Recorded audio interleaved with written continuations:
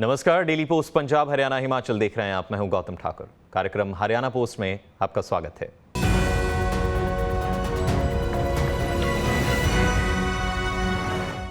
मुख्यमंत्री मनोहर लाल ने 60 साल से अधिक आयु के लोगों के लिए तीर्थों के दर्शन की योजना बनाई है, जिसका शुभारंभ पिछले दिनों ही केंद्रीय गृह मंत्री अमित शाह ने करनाल से किया था।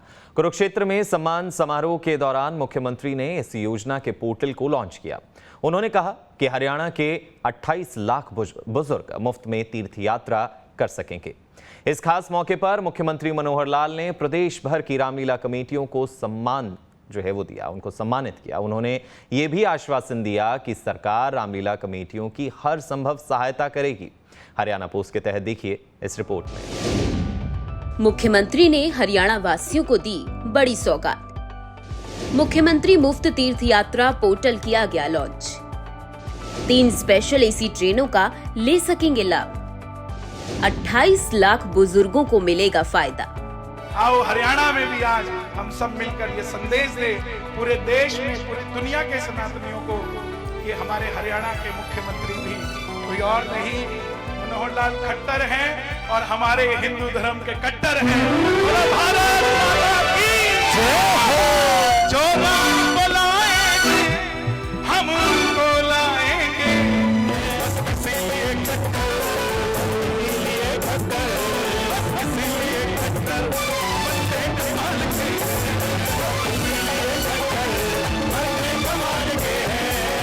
पवित्र ब्रह्म सरोवर तट उस समय जयकारों से गूंज उठा जब पुरुषोत्तमपुरा बाग में भगवान राम के भक्त सम्मान समारोह का आयोजन किया गया, जिसमें मुख्यमंत्री मनोहर लाल ने प्रदेश भर की रामलीला कमेटियों को सम्मानित किया।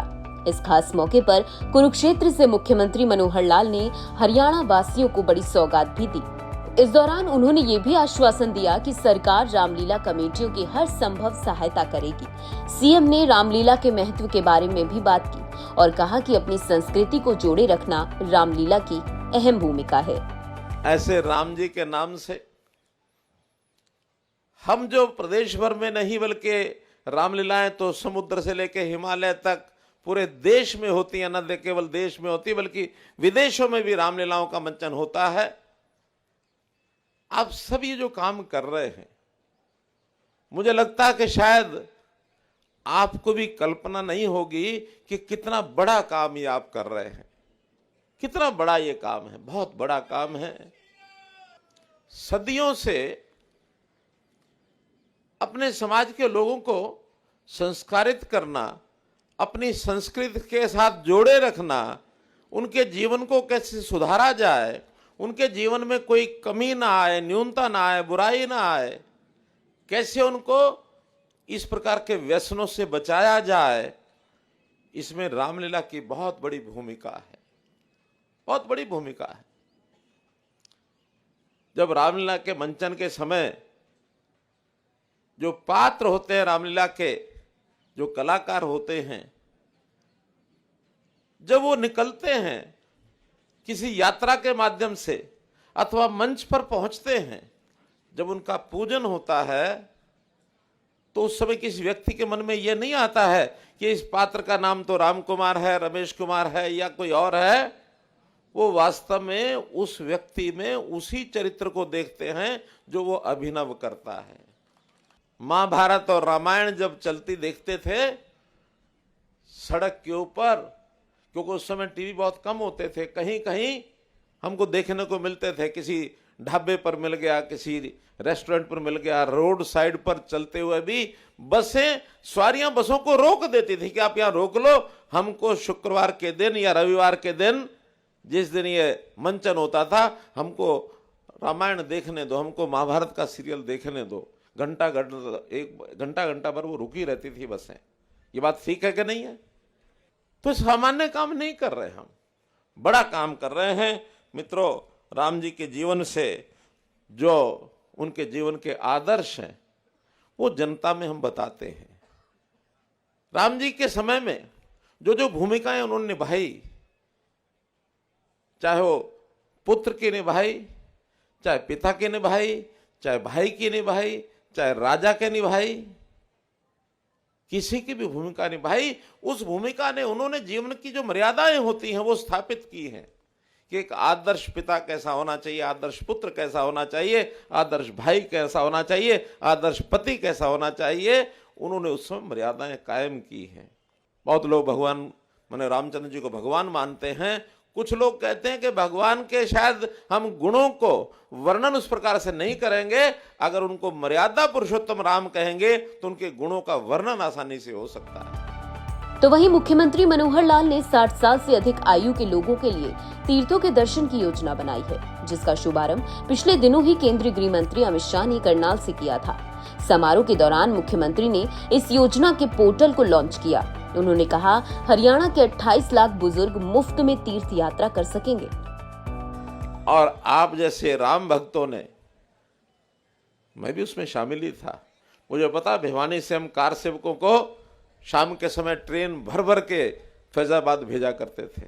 ये 1980, 82, 85 में जब ये आंदोलन चले थे, तो सबने मिलकर के इस प्रयत्न को इतना ज्यादा एक आक्रामक बनाया। उधर सुप्रीम कोर्ट ने भी सहयोग किया और उसका निर्णय हुआ, और वहां पर एक भव्य राम मंदिर जी का एक निर्माण होना चाहिए, और उसके नाते से हर प्रकार की तैयारी पूरी हो गई है। अभी राम मंदिर का निर्माण चल रहा है, और जो दिन बताया गया है कि 22 जनवरी 2024 राम मंदिर का उद्घाटन प्रधानमंत्री जी नरेंद्र मोदी जी करने वाले हैं। उस दिन फिर एक दिवाली, उसी प्रकार की दिवाली जब प्रभु रामचंद्र जी लंका विजय के बाद वहां आए थे, वैसी एक दिवाली 22 जनवरी को होगी। सारे देश भर में हमको ये दिवाली मनानी है, सारे देश भर में मनानी है।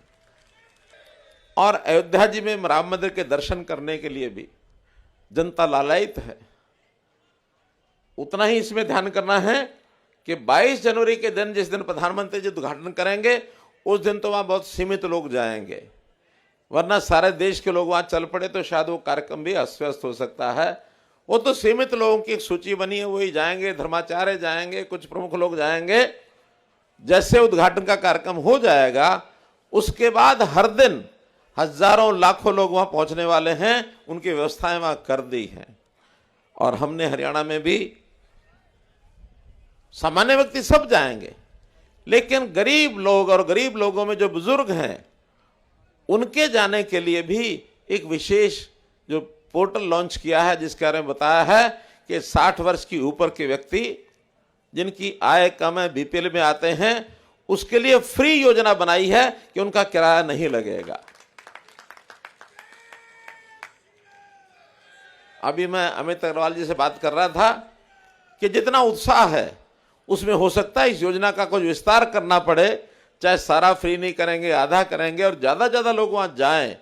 कुछ कम आयु के लोग भी जाना चाहते तो वो जाएं, तो इस नाते से योजना का विस्तार करेंगे। लेकिन अभी जो लॉन्च किया गया है, मुझे आज ही बताया कि आज प्रातःकाल उसकी बुकिंग शुरू की थी, तो एक बोगी की बुकिंग तो आज हो गई है, यही हो गई है।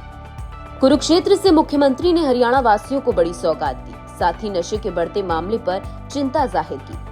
सीएम मनोहर लाल हरियाणा वासियों के हित के लिए हमेशा तत्पर रहते हैं, और यही वजह है कि वो हर बार अलग अलग मंच से लोगों की सुविधा के लिए बड़ी सौगात देते हैं।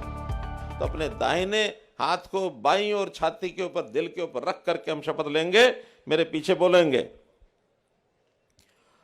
हमें एहसास है कि हमारे देश में विशेष रूप से युवाओं के बीच नशीली दवाओं का दुरुपयोग बढ़ता जा रहा है, और ये चिंता का विषय है। हम शपथ लेते हैं कि हम नशीली दवाओं के दुरुपयोग की रोकथाम में सहयोग करेंगे। हम ये वचन देते हैं कि किसी भी प्रयोजन के लिए, किसी भी प्रकार के हानिकारक अथवा अवैध पदार्थों का सेवन नहीं करेंगे। हम प्रत्येक व्यक्ति, विशेषतः युवाओं को प्रोत्साहित करते हुए नशीली दवाओं के दुष्प्रभावों के संबंध में जागरूकता पैदा करेंगे, ताकि भारत का युवा वर्ग नशा मुक्त जीवन यापन कर सके और वे समाज के रचनात्मक और महत्वपूर्ण सदस्य बन सके। आज हम प्रतिज्ञा करते हैं कि नशे से दूर रहेंगे और स्वस्थ जीवन यापन करेंगे, स्वस्थ जीवन यापन करेंगे। भारत माता की जय। बोलो जय श्री राम। शिवार रामचंद्र महाराज की। हरियाणा के मुख्यमंत्री मनोहर लाल ने हिसार के चौधरी चरण सिंह हरियाणा कृषि विश्वविद्यालय में अंतर्राष्ट्रीय सम्मेलन का शुभारंभ किया। इसके बाद सीएम ने देश और विदेश के प्रसिद्ध शोध संस्थाओं से आए प्रख्यात वैज्ञानिकों से मुलाकात की। साथ ही कृषि क्षेत्र में उद्यमिता से संबंधित प्रदर्शनी का भी अवलोकन किया। हरियाणा पोस्ट के तहत देखिए इस रिपोर्ट में। सीएम का एक ही सपना, हरियाणा को बनाना है नंबर 1। हिसार कृषि विश्वविद्यालय में पहुंचे सीएम मनोहर लाल। अंतर्राष्ट्रीय कृषि सम्मेलन का किया शुभ आरंभ। हरियाणा के मुख्यमंत्री मनोहर लाल जनता की सेवा के लिए हरदम आगे रहते हैं। उनका सिर्फ एक ही सपना है, हरियाणा को नंबर 1 बनाना है। हाल ही में हिसार के चौधरी चरण सिंह हरियाणा कृषि विश्वविद्यालय में वैश्विक खाद्य पोषण सुरक्षा, स्थिरता और स्वास्थ्य के लिए रणनीति विषय पर आयोजित अंतर्राष्ट्रीय सम्मेलन का शुभारंभ सीएम की तरफ से किया गया।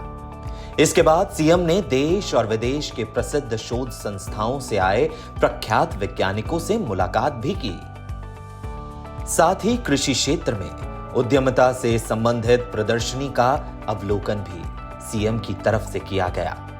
इस सम्मेलन में America, Britain, Canada, Kazakhstan, Japan, मिस्र, France, Germany, Tunisia, Brazil, Morocco और ऐसे ही 15 देशों के 900 वैज्ञानिक व शोधार्थियों ने भाग लिया।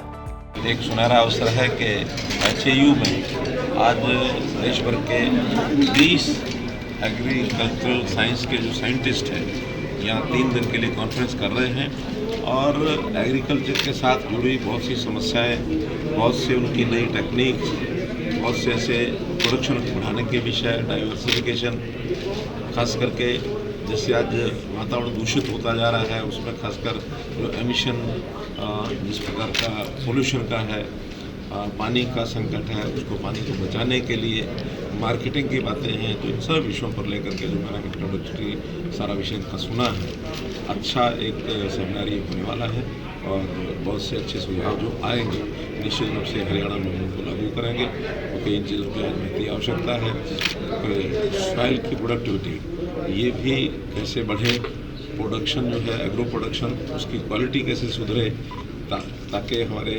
जीवन को यानी स्वस्थ शरीर कैसे रह सकता है, केमिकल्स और पेस्टिसाइड्स का जो दुष्परिणाम है उसको रोकने के लिए भी कुछ चीज़ें सामने आएंगी। जैसा भी यहाँ का निकलेगा परिणाम जो इनकी ओर से सिफारिशें होंगी उसको लागू करेंगे। 4 से 6 दिसंबर तक 3 दिवसीय अंतर्राष्ट्रीय सम्मेलन का आयोजन किया जा रहा है, जिसमें अमेरिका, ब्रिटेन, कनाडा जैसे 15 देशों के 900 वैज्ञानिक व शोधार्थी भाग ले रहे हैं। फिलहाल आज के हरियाणा पोस्ट में इतना ही। मुझे यानी गौतम ठाकुर को दीजिए इजाजत और देखते रहिए डेली पोस्ट पंजाब, हरियाणा, हिमाचल।